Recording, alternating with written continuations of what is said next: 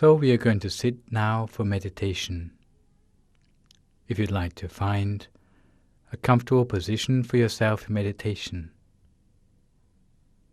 having done chanting in homage to the Triple Gem, from this moment forth, all of us should do our best to realign our minds with the pathway towards nirvana. Sit in a cross-legged position, with your right leg on your left leg, your right hand on your left hand, the index finger of your right hand touching against the thumb of your left hand, with your hands resting palm upwards on your lap. And close your eyes very gently. Close your eyes gently, as if you were only half closing them, almost as if you were closing your eyes to go to sleep. Never squeeze your eyes closed, and make sure there's no pressure around your eyes. Fill your mind with happiness and joy. And suppose that inside your body is bright and clear, free of any sort of worries or anxieties, with no worries about anything at all. Imagine that inside your body is just a hollow cavity, and feel as if you were sitting alone in empty space, without any organs or tissues, without any muscles or bones, as if it is completely empty inside yourself, spacious, like a hollow cavity inside yourself, rather like a crystal tube or a diamond pipe, clear and bright, transparent inside yourself, as if the surface of your body is as delicate and clear as a bubble, hollow, with an empty space inside yourself, like a crystal or a diamond tube. And we bring our mind together at the center of our body, at a standstill, at the center of our body, the seventh base of the mind,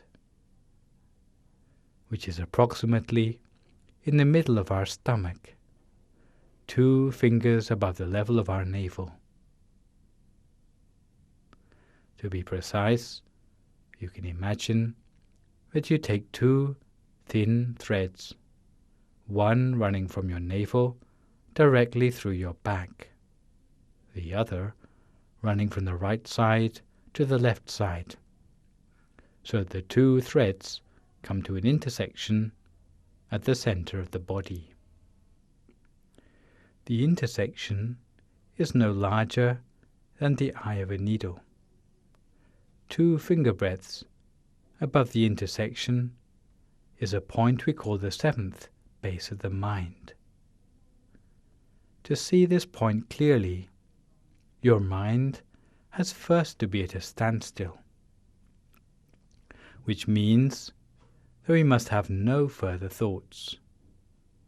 But in practice, we can approximate to this point, or we can just focus our mind anywhere in the center of our stomach, giving it the benefit of the doubt, anywhere which feels right for you. And later, when the mind becomes more refined, it will come precisely to the center of its own accord. Today, as we meditate, we'll take the opportunity to explore the greater implications of meditation towards quality of life and quality of the environment, in contrast to the opinion often put about that meditation is selfish and is running away from the problems of the world. The existence of defilements in the mind, such as greed, hatred, and delusion, affects not only the quality of our mind, but also the quality of our life, and even has an effect on the environment around us. The quality of the mind affects the environment rather than vice versa. Because our actions affect the world we live in on 3 different levels of description, otherwise known as the world of formations, or Sankhara Loka, the world of beings, or Satta Loka, and the world of location, or Okasa Loka. When we talk about the world of formations, we mean the body, which is home to our mind. The quality of our mind affects our physical health and our longevity, as we can see from studies on meditation, which show improved rates of convalescence in patients who meditate regularly. When we talk about the world of beings, we talk about the nature or disposition of all beings in the world. Often the tendencies to aggression, which bring about war in the first place, can be bypassed completely if those making the decisions in the world have their mind calmed by meditation the whole of the time. When we talk about the world of location, we mean the quality and abundance of the physical environment we inhabit. Of course, it means pollution in the atmosphere and destruction of the rainforests. But in Buddhism, we see that such environmental damage is just the symptom of damage which is going on much deeper in the human mind. And if the minds of people in the world were purer, then the environment would automatically become free of ecological problems. Thus, the importance of events like Earth Day or World Meditation Day is that large numbers of people the world over sit for meditation to benefit the world as a whole. They are celebrations of meditation when we share the benefits of our meditation for everybody in the world. Some misunderstand that for a person to meditate is antisocial or is escaping from the problems of the world. But such events show that meditators also have a social conscience and have their own solutions to problems which often go unsolved by conventional methods. When we have increased defilements in our minds, we are unable to take control of our lives, to live it to the fullest of our potential, and even our lifespans are shortened. This is no exaggeration, but can be explained by the fact that when we act under the influence of defilements in the mind, we live by trial and error. We don't know what is damaging to ourselves and what is not. Thus, in our process of trial and error, we do more damage than good to ourselves, our lives, and the environment. The quality of the mind decreases. The environment suffers from the acts of greed, exploitation, and pollution that result. People are impatient in the harvest of crops, and in their greed, they use more and more chemicals to hurry the growth of the crops. Eventually, the food becomes contaminated, reducing our lifespan as a result. In the end, the chemicals build up in the bodies of the consumers, leading to shortened lifespan. There are implications not only towards our lives, but also towards the environment. Some find it difficult to believe that defilements in the mind can have an effect on the quality of the atmosphere. But if you don't believe it for yourself, try comparing the atmosphere of a room used regularly for meditation and compare it with a bar in a nightclub. The temperature in both rooms might be the same, but the vibration is different.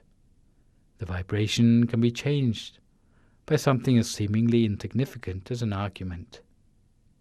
Thus, anywhere where defilements have got the upper hand, the atmosphere will be spoiled. And when the atmosphere is spoiled, the rain doesn't fall according to the season. In ancient times, they acknowledged this interconnectedness, and so, whenever there was any problem with the lack of rainfall, they would call a meeting of everybody in the country and agree for everybody to upgrade the quality of their conduct. They would do chanting, meditate, spread loving kindness, give alms, and keep the precepts. And when they did this, usually within the space of 7 days, the rain would fall. Nowadays, though, it's not often that everybody in a particular place would be so unified and cooperative in doing good deeds, such as keeping the precepts, or giving alms, or meditating together. Nowadays, it is hard to find people gathering together in large numbers to do anything constructive. All you see is people coming together in a mob to protest about this or that. All they manage to do by their efforts is to make the atmosphere even worse. Thus, if we want to discover the way to solve the problems in the proper way, such as getting to the root of the problems of the environment in the same way the ancients used to do, then we should give first priority to eradicating defilements from the mind. It is for this reason that in the Buddhist concepts of old, people saw that the pollution of the mind through defilements extrapolated to pollution in our lives with problems of immorality, and the pollution of the natural environment with poisons. It is for this reason that the World Fellowship of Buddhist Youth decided to adopt Hiroshima Day, the 6th of August each year, as a day of peace in the world, calling it World Meditation Day. Because although Buddhists around the world might not agree on the calendar dates for Vesak, Magha Puja Day, or Katina, all agree that by meditating together, the world can become a more peaceful place. Meditation will help all the people of the world to discover peace inside themselves, to the point that they will be able to attain true wisdom. Once they have mindfulness and wisdom, they will realize their true purpose in life, and they will be able to set proper priorities in life, leading their lives without harming one another. They will have compassion towards one another. Therefore, World Meditation Day is a great opportunity for all of us to spread loving kindness and share the benefits of our merit for all the people of the world, with a wish that they too may attain true peace inside, that inner peace may be the basis of world peace, that they may overcome all their aggression and ill will in harming one another, so that their minds may be filled with loving kindness and compassion, that they will be willing to share what they have with others. Similarly, Earth Day, on the 22nd of April each year, which throughout the world is a festival when everyone recollects that it's about time that we ought to take better care of our planet. Again, we see care for the world on all 3 levels of meaning. By sitting together for meditation to cultivate purity and clarity, which is refined in our mind and can be enlarged to the world on all 3 levels: the level of the body, the level of the community of beings, and the level of the environment too. Something that can start from inside our very own minds, to purify the earth on all 3 levels, even to the extent that the planets, the stars, the sun, the moon and the galaxies, even the cosmos, reaching all beings irrespective of race, creed, nationality, or religion, so that all may be purified completely of all forms of decay. All of these things start out from our bright, clear mind inside ourselves, and it's the starting point for the seed of peace on our planet. This is why we have to bring about real peace in the world by this method, because the real peace comes from the peace inside ourselves. World peace must come from inner peace, and this peace will enlarge continuously to bring real peace in the world. We have to practice peace and enlarge peace from the inside out, by cultivating our mind in a bright and a peaceful way. We have to start by aligning our mind with the inner peace inside ourselves. Inner peace will ensure safety for the world and bring about real peace in the world as a whole. Because the peace of the world cannot happen simply by dialogue or debate or waging war in the name of peace. But what we can learn from history is that external wars, for various reasons, have never brought about lasting peace in the world. All wars have managed to achieve is to bring about suffering in our human community. More justified than the external wars are the wars we must wage inside ourselves. The war inside the mind which we must wage is a war that does not lead to casualties or cruelty. It is a war by which we must face up to our real enemy, which is the defilements in our own minds, whether it be the defilements of greed, hatred, or delusion, which are latent in our minds. These are our real enemies, the enemies of all beings in the world. Each time we go onto the battlefield of the mind, although there are no casualties, there's nothing to cry about from the losses of the battle, but to the contrary, at all levels of this battle inside, the more we manage to overcome our enemies on the battlefield of the mind, the more happiness will come to us. A sort of happiness which has no admixture of suffering at all. This happiness will be established in our mind in the place of suffering. So real peace in the world can only come about when everyone in the world can bring their mind to a standstill, to attain inner peace inside themselves. It cannot happen by the power of supernatural beings, but it has to come from ourselves. It has to come from the grassroots efforts of individual people, cooperating together, and the peace of each individual person will combine to protect the whole of our planet, and at that time all the people in the world and the world itself will come across true and lasting peace. This is something which people have been searching for since time immemorial. But what we discover is that our efforts have been in vain, because we've been looking for peace in the wrong place. We have overlooked the fact that the peace we are looking for already exists inside ourselves. In fact, the real peace, the real success and fulfillment, is not something which we have to look around ourselves for. We can find all of these things inside ourselves, at the center of our body, at the seventh base of our own mind. And each person can find it in their own mind just as we can, with no exceptions in respect to creed, nationality, or religion. By bringing our mind to a standstill at this point and nowhere else. Because if we focus our mind anywhere else, we cannot meet up with inner peace.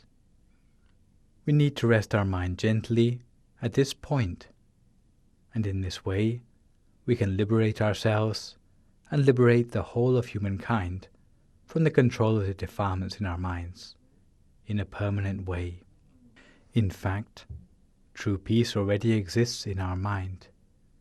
We have more than enough peace in our mind to share with others in the world. All that is required is that we bring our mind to a standstill and allow our mind to become peaceful, bright, and clear. In order to attain inner peace inside ourselves as a refuge which is able to bring about real peace in the world. If all of us were able to attain inner peace inside ourselves, we would touch on great happiness. We would have a refuge inside ourselves, and we will feel at ease and secure in every place we go. Our mind would be perfused with joy right from the moment we first attain inner peace in ourselves, bright and clear in the center of our body. Inner peace at the center of our body. Once enough people in the world meditate and attain inner peace within themselves, the real signs of peace would start to happen in the world, starting from ourselves first and gradually spreading outwards to the whole of the world. This will be the witness to the fact that our life has come to a point of fulfillment, that we experience only happiness, no matter what lifetime we will arise in. To have fulfillment in life, from this time forth, we will be someone who has no further ill will or vengeance or negative retribution catching up with us in our lives anymore. Or negative retribution catching up with us, no matter how many more lifetimes we must be born for. We will achieve success in every task we turn our hand to from this lifetime onwards. We will be able to see peace in its long-term form, and this could be achieved by training ourselves in meditation each and every day. In fact, meditation is something universal, which anyone in the world can practice. It doesn't depend on one's beliefs. It is as much a part of human life as breathing in and out. It ought to be as regular a part of our daily routine as brushing our teeth or combing our hair. By meditation, we can gradually add to the peace inside ourselves every day. And if we manage this within our human lifespan, the world will change for the better, to become a more peaceful and harmonious place. If people are able to attain this inner peace inside themselves, they will meet up with real happiness, a happiness which is true happiness, not like the thing which we normally assume is happiness, but which in fact is only a pale reflection of the real thing. Once we have true happiness inside, this happiness will expand to those around us in our surroundings, to our families, our communities, and eventually our whole nation and the whole world. In such a way, peace will spread throughout the world in a subtle but determined way, simply by the fact that people will have attained the true refuge inside themselves. Thus, inner peace is something that is very important. We should all try to attain inner peace for ourselves, and today, the purpose of our meditation practice is to attain this inner peace for ourselves. And the way we can do this is by bringing our mind to a standstill at the center of our body, by imagining the image of a bright, clear crystal ball or a bright, clear Buddha image, bringing our mind to a standstill inside that bright, clear image inside ourselves. And, in order that no thoughts crop up in our mind, we may also repeat silently to ourselves the sound of the mantra, Samma Arahang, Samma Arahang, Samma Arahang, over and over again, consistently and continuously, while maintaining our mind at a standstill at the center of the body, at a point 2 finger breadths above the level of our navel. It is all we need to do in our meditation practice. There's nothing else apart from this we have to do. If we can do this and nothing else, we will soon attain inner peace inside ourselves. As a result of such practice, all of us will have a united vision to arrive at peace in our world.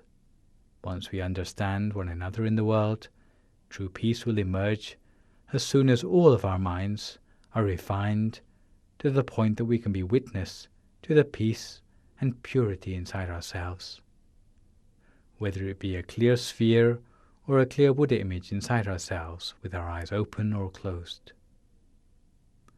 And on the basis of all of the merit we have accrued by our practice, we should make the wish that through the considerable merit of our attainment in the meditation, that the merit of our meditation together on this occasion will protect the world, so that all beings in the world, whether of any race, religion, or creed, experience real peace, so that all beings in the world may give up fighting amongst themselves, but instead be protected by peace and loving kindness, compassion from this moment forth.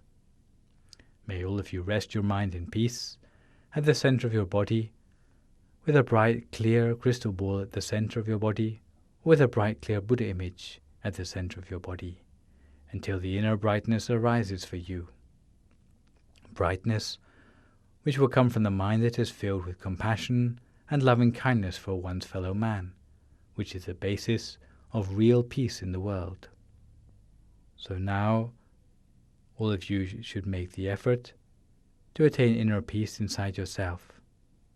Now each their own meditation in silence for a few more moments until we come to the appropriate time.